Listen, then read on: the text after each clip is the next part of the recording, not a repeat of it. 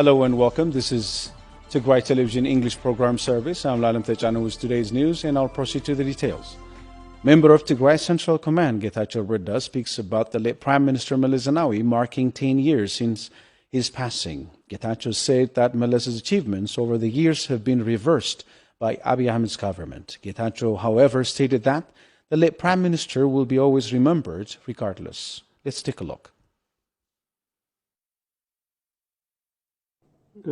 Yes, Meles is passing. Meles passed it 10 years ago. All I can say is the kind of achievements Meles made look easy have now proved to be probably the most intractable and the most difficult and the most elusive ones. Under a reformer prime minister whose knee-jerk reaction towards everything Meles has done was denigration and probably destruction, has landed the country in a situation that no person in their right mind could have imagined, not only 10 years ago, but even 6 years ago. I think that's the kind of yawning gulf Meles's absence has created in Ethiopia.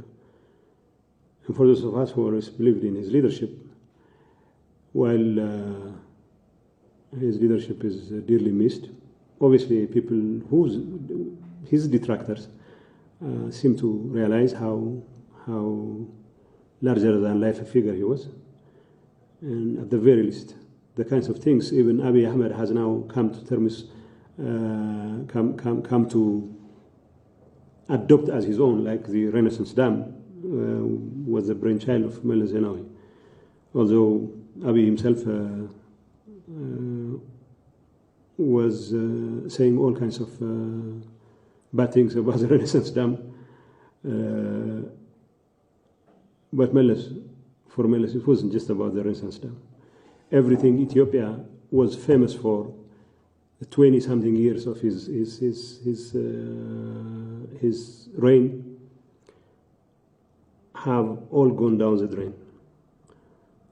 And 10 years on, I ask myself whether he could have imagined it. In fact, in a way, he did imagine it. That in the event of some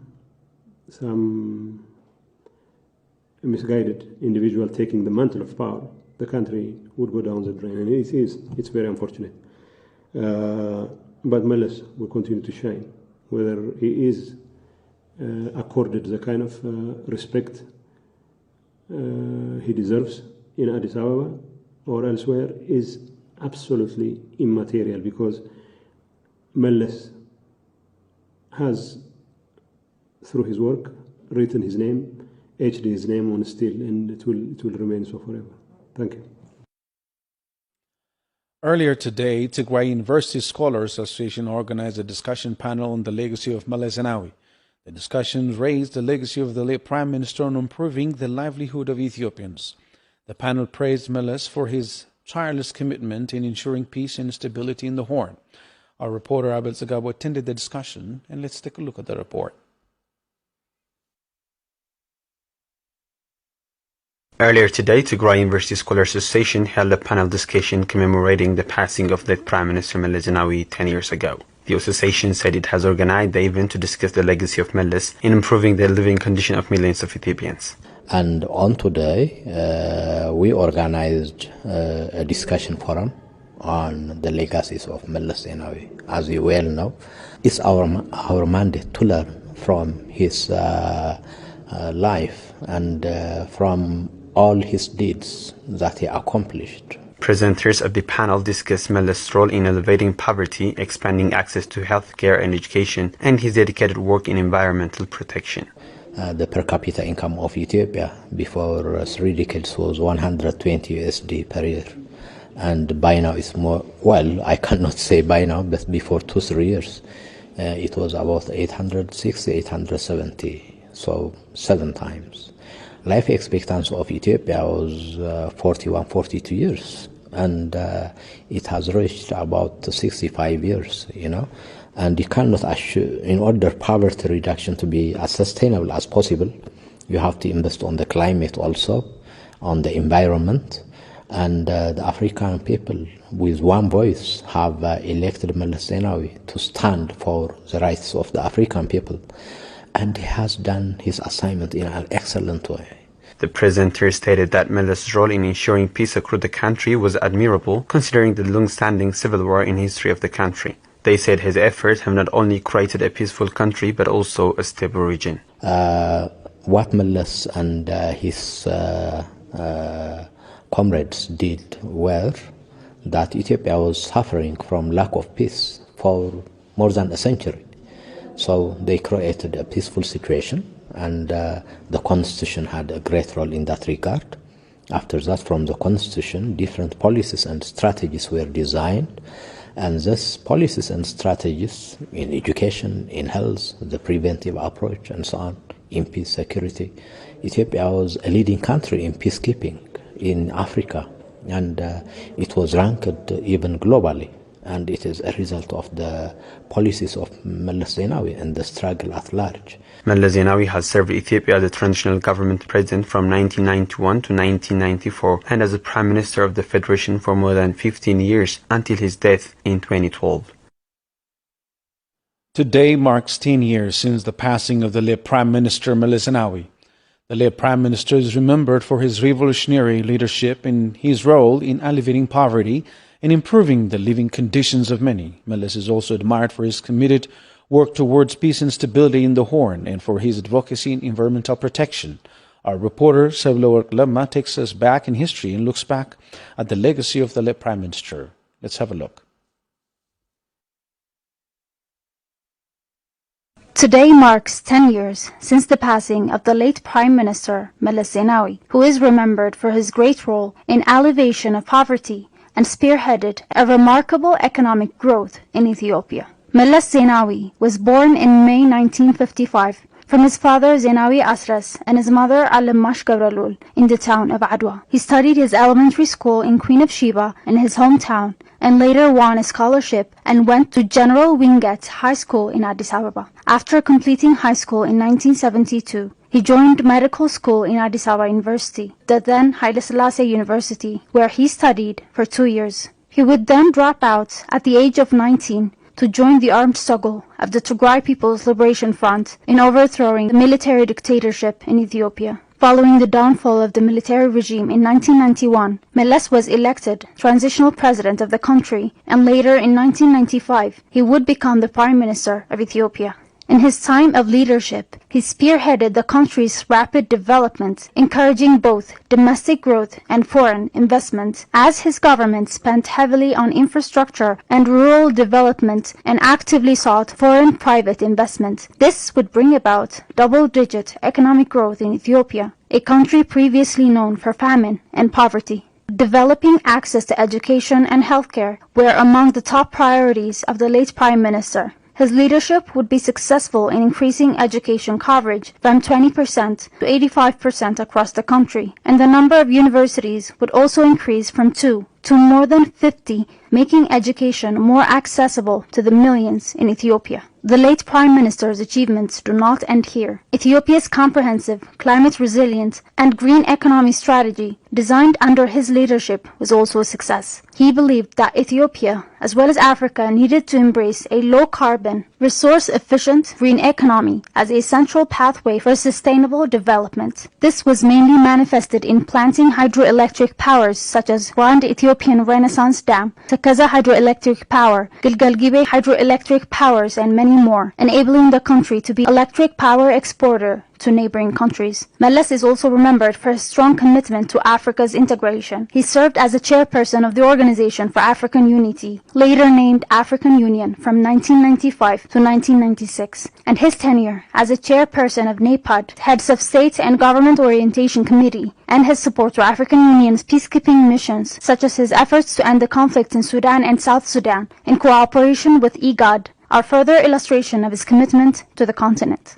Meles is specifically well known for his fight against climate change and his passion on building a sustainable development. In 2009, he represented Africa in World Climate Talks in Copenhagen, where he was able to negotiate a great deal of financial support for developing countries. He had obtained the promise of $100 billion annually from developed countries, where they would pay for schemes to help poor countries adapt to the climate change and develop their economies using clean technology. Catastrophic climate change is very real. The science is as clear as it could ever be as to what the cause of such change are. It is no exaggeration to say that this is our best and perhaps our last chance to save our planet from destructive and unpredictable change. Meles Zenawi would receive several awards for his efforts, such as the Rwanda's National Liberation Medal, the Uruti, in July 2009, for helping end the genocide in the country. He also received the Norway-based 2005 Yara Prize for Green Revolution for initiating a good foundation for an economic progress in Ethiopia. He was also given the Africa Political Leadership Award of 2008 by Africa Times, US-based newspaper, and many awards more.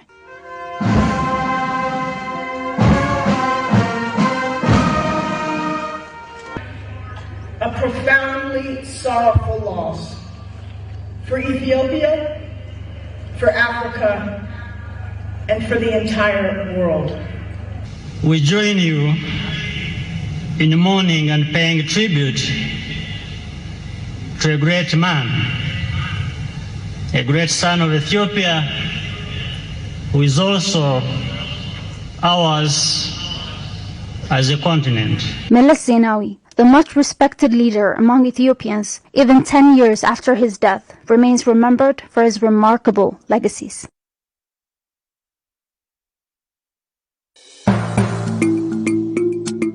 It takes a village to raise a child. Similarly, it takes a village to support a person in a humanitarian crisis.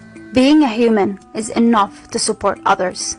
Whenever and wherever people are in need, UNICEF will work hand in hand with affected people themselves and their communities. Accountability to affected population is key to ensure effective humanitarian response. In Tigray, more than 6 million people, including children, need urgent healthcare, shelter, food, protection, water, education, and much more. Let's come together to advocate and respond to humanitarian action.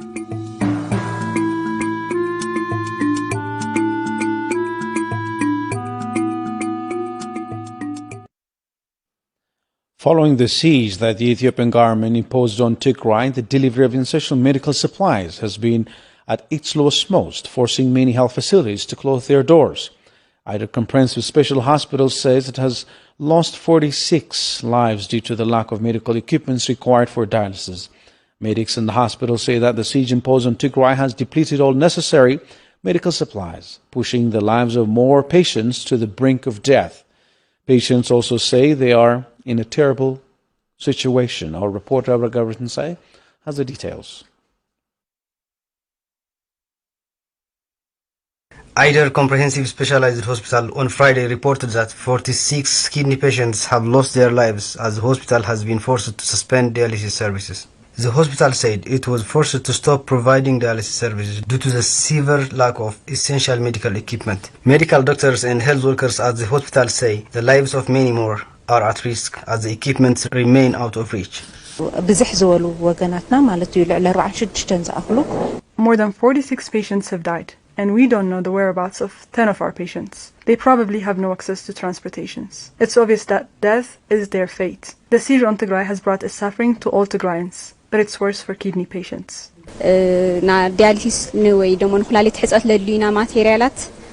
Inputs for the dialysis machine are directly obtained through Addis Ababa from abroad. The passageway has been blocked, and our kidney patients are facing severe difficulties. More than 5 different materials are needed for dialysis, including IV, SET, and acid. There are times when all of them are missing, and dozens of patients have died from that. The medics added that other medications that are meant to be taken along with dialysis have been depleted, exposing the patients to different health complications.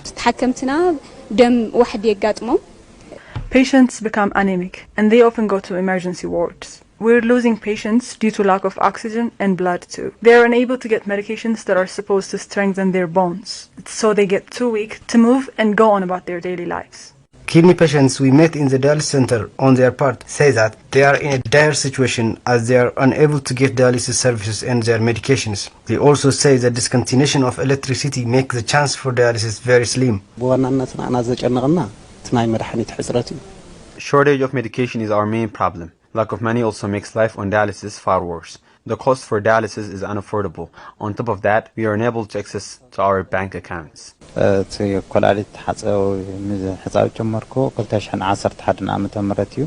am a kidney patient and I am on dialysis. I started dialysis in 2019. This happened to me because of a car accident that paralyzed the parts below my waist. Before the siege, I used to receive my salary and afford the cost for dialysis. I used to get dialysis service twice a week. I was leading my regular life. However, after the war and the subsequent siege, my health deteriorated a lot. We haven't been able to get dialysis service for 10 days. Everyone on dialysis has become severely ill. Many who could not get transportation service died. We are on the brink as well. Idar Comprehensive Specialized Hospital, the largest referral hospital with the only dialysis center in Tigray, a once promising institution, has now been forced to the brink as the siege passes its 13 months mark. The war on Tigray has led to the displacement of more than 2 million individuals, separating many children from their families and loved ones. Red Cross has been working to reunite these children with their families, but Executive Director of the branch in Magala says lack of fuel and budget has made their work difficult. Haile Gabru reports.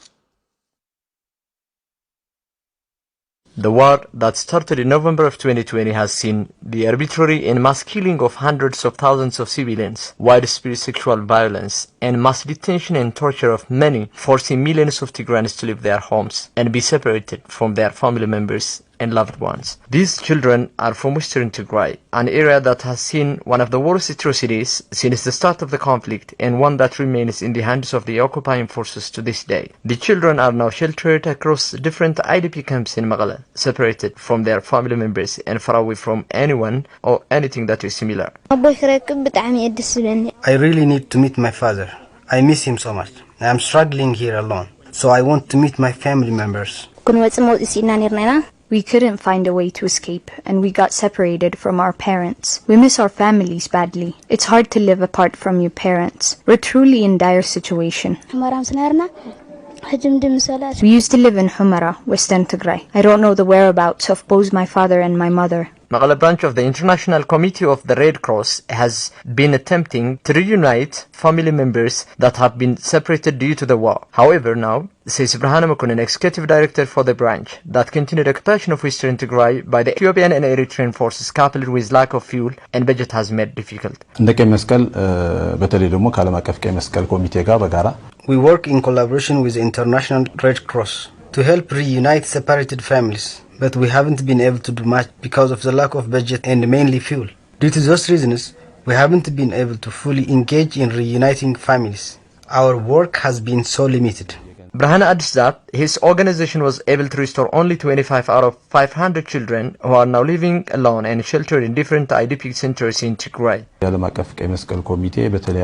ICRC tries to reunite families that have been separated due to the war and are sheltered in IDP camps across the state. The children have so many sad stories. So far, we have about 530 children who have been separated from their families, and we were to reunite only 25 of them.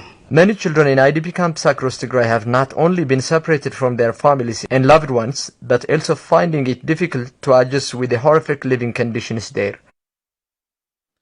The blockade on essentially needed items such as food, medical supplies has exacerbated the living conditions of the more than 2 million internally displaced persons in camps across the state. Our reporter Winta Kirana visited Leta Kiros, a mother of 2 children with special needs in Yakatit Israel Celeste IDP camp in Magala, who says living conditions have become beyond bearable. Let's take a look at the report. Latakiros is a mother of two. She was displaced from Turkan Humara, Western Tigray, along with her two disabled children in November of 2020 when Amhara Vigilante Group started to chase them out of their village. It was on the 6th November of 2020. I was doing the daily houseworks when suddenly Fano started to fire heavy shells. We left home and ran to save our lives. We came from Turkan. We had many livestock. We were happy with our life. But when Fano arrived at our village, we had to leave all behind and make our journey here. Fano chased us out of our home. Emmanuel and Gumai, both of her kids, lost their ability to walk when they were little kids. However, they remember their happy life before they were forcibly evicted from their hometown. Ever since I was a child, my legs can't walk. I can stand, but walk. I have to use wheelchair if I want to move. But my life was happy. I was student of grade 1. I had many friends at school. When I was 5 years old, I started to see some changes in my legs. Then I got unable to walk. I had a medical follow-up in Magale, but there was no improvement in my legs. Even with my disability, I used to go to school and play a lot with my friends. Both of them were born with healthy legs, but at some point they started to lose their ability to walk. I don't know what happened to them. I gave up on hospitals long time ago because I haven't seen any change. But I used to provide them balanced diet, keep their hygiene, and treat them in every possible way I can. Latakiros also says she used to run a good life as a farmer. She says she wouldn't make it to Magale if it wasn't for her brother who gave them a ride to here. Ever since my husband passed away, I raised my children by myself. I had a small farm. My brother used to help me. We used to get adequate production to help my family. Latakiros said even after they arrived in Magale, life couldn't get any better. She said she and her two kids are suffering a lot due to lack of food and other basic needs.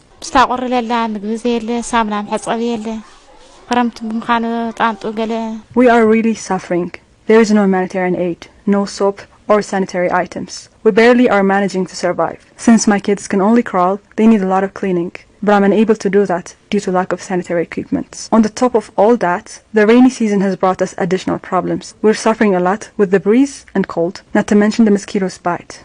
Far away from home and their village, IDPs with special needs are suffering a lot due to lack of food and other fundamental needs that are being held across the border of Tigray by the government of Ethiopia. And that's it for today. Thanks for your company. Bye for now.